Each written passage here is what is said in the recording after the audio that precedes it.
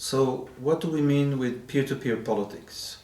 I think the best way to understand this is to see that when we're faced with a situation that is dysfunctional, a political and economic system which is not really democratic, which is destroying nature, which creates more inequality, what are the ways in which we can react?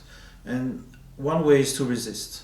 So it's basically fighting against the system. The other way, we call it prefigurative.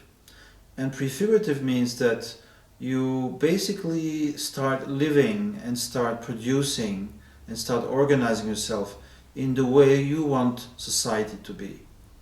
And so peer-to-peer politics starts from there. It starts from the fact that people all over the world are reacting to injustice, are reacting to a lack of sustainability, are reacting to a lack of democracy by actually doing things differently.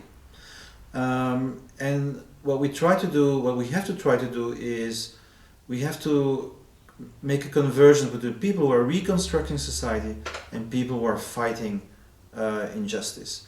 Because let's admit that we actually win in some way by winning elections or social revolution. What do we actually do? So we actually need to know how things work and how things can be replaced. The second aspect of peer politics is that we have to recognize that in many countries in the world, the force of labor is declining. That's certainly true in developed nations.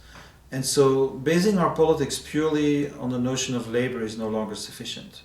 So what we propose is the commons as the glue. We have people coming from digital culture, digital commons. We have the Greens who are aligned to natural commons. We have new kinds of parties that have been socialized by political common struggles. And we propose that these people create coalitions around the commons. Grassroots, we propose that people who are live together in a community, in a territory, create an assembly of the commons, where all the people concerned with common goods get to know each other, create a social charter, and propose new things to the political and social world. We also propose that all the people who create livelihoods around the commons, the ethical entrepreneurs that are co-creating commons, create chamber of the commons. And so we see this as a reconstruction of politics around the notion of the commons. So the final step in doing a politics of the commons is thinking in terms of a transition that is commons oriented. So we call this a commons transition plan. So first of all, we need to build immaterial commons and build our societies and economics around these commons. The second step is to actually look at material commons. So how do we keep housing outside of the commons? How can food production be seen as a commons so everybody has food? So we need to think immaterial commons and material commons when we think about the transformation of society.